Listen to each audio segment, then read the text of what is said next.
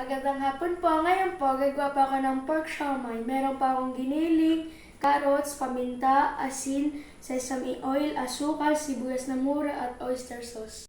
Ngayon po, pagsasama-samahin ko lang po siya.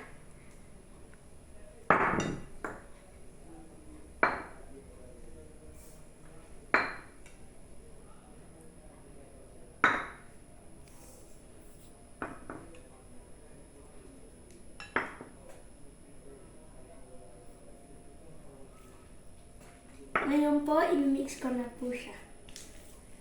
Nahalo ko na po siya. Ngayon po, lalagyan ko naman po ng 2 itlog.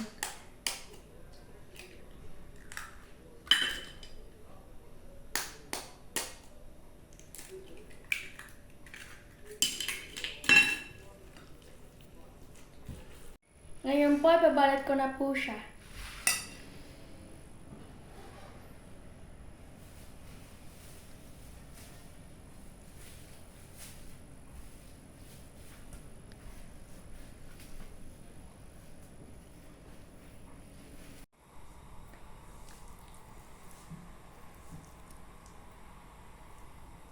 Ito na po yung nabalot ko. Isasanang ko na po siya.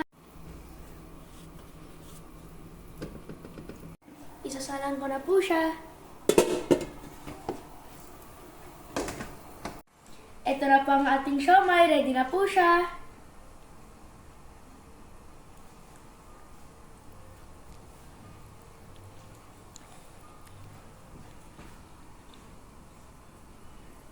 Yummy! Sulit na naman!